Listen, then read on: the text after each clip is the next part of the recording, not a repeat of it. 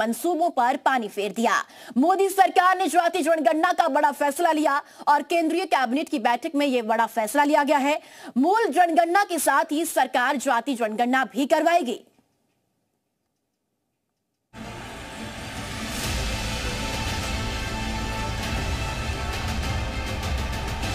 केंद्र सरकार ने जाति जनगणना का मास्टर स्ट्रोक खेला है।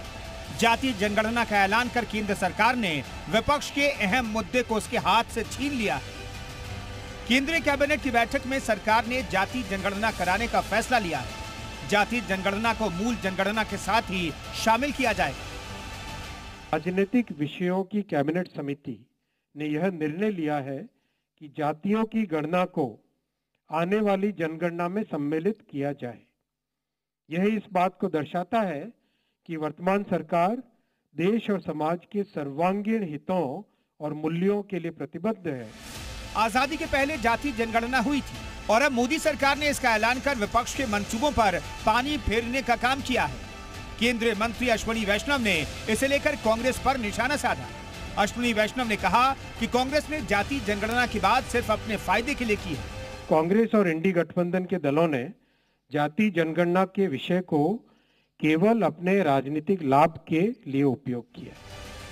केंद्र सरकार के ऐलान के बाद यूपी के डिप्टी सीएम केशव प्रसाद मौर्य ने इस पर खुशी जाहिर की। जो जनगणना देश की होनी है उसमें जाति जनगणना का विषय जोड़ा गया है। इसका मैं हृदय से स्वागत करता हूं, अभिनंदन करता हूं और यह फैसला माननीय प्रधानमंत्री श्री नरेंद्र मोदी जी के नेतृत्व वाली सरकार ही ले सकती थी।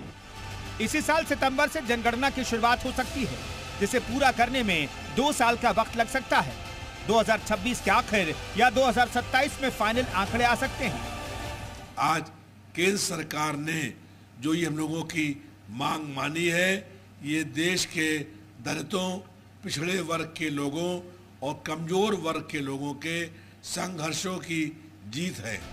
साल 2021 में जनगणना होनी थी, लेकिन कोविड की वजह से इसे टाल दिया गया था। अब सरकार के ऐलान के बाद इस साल जनगणना होने की संभावना बढ़ गई है। ब्यूरो रिपोर्ट, जी मीडिया। जातीय जनगणना पर सीएम योगी का पोस्ट, पीएम मोदी का फैसला स्वागत योग्य। मुख्यमंत्री ने कहा कि पीएम का फैसला 140 करोड़ देशवासियों के हित में है। सभी को उचित भागीदारी दिलाने में अहम फैसला है। वंचित पिछड़े वर्ग को उचित भागीदारी मिलेगी। सामाजिक न्याय की दिशा में ऐतिहासिक फैसला है।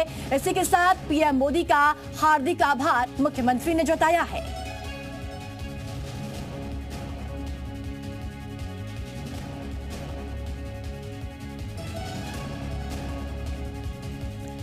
आइए आगे बढ़ते हैं। वाराणसी में मंत्री रविंद्र जायसवाल ने मोदी कैबिनेट के जातिगत जनगणना के फैसले को ऐतिहासिक फैसला बताया है। उन्होंने कहा कि जनगणना जातियों को जोड़ने के लिए है। इससे 140 करोड़ के लोगों के सही आंकड़े सरकार को मिलेंगे, जिससे कल्याणकारी नीति बनाने में सहायता मिलेगी। हम ये जातीय जनगणना इसलिए करा रहे हैं कि हम सारे जातियों का डेटा इकट्ठा करें। सरकार अलग अलग जातियों के लिए, समान जाति के लिए, एससी के लिए, ओबीसी के लिए, समान में भी जो आर्थिक पिछड़ा है उनके लिए भी, क्रीमी लेयर के लिए, ये सारे डेटा इकट्ठा करें ताकि सरकारी योजनाओं से कोई वंचित न रह। जातीय जनगणना पर अखिलेश यादव का पोस्ट भी सामने आया है और कहा कि जातीय जनगणना का फैसला पीडीए की जीत है। इसके अलावा कहा कि सामाजिक न्याय की लड़ाई में एकजुटता की जीत है। हमारे दबाव के आगे बीजेपी सरकार झुकी है। चुनाव धांधली को जातीय जनगणना से दूर रखें। साथ ही कहा कि एक ईमानदार जनगणना ही हक दिलाएगा। यह अधिकारों के आंदोलन का पहला चरण है। बीजेपी की नकारात्मक राजनीति का अंतिम चरण है और यह फैसला इंडिया की जीत है।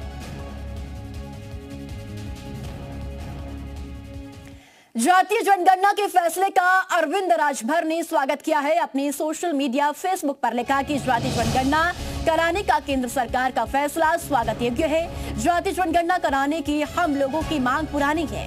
इससे विभिन्न वर्गों के लोगों की संख्या का पता चलेगा।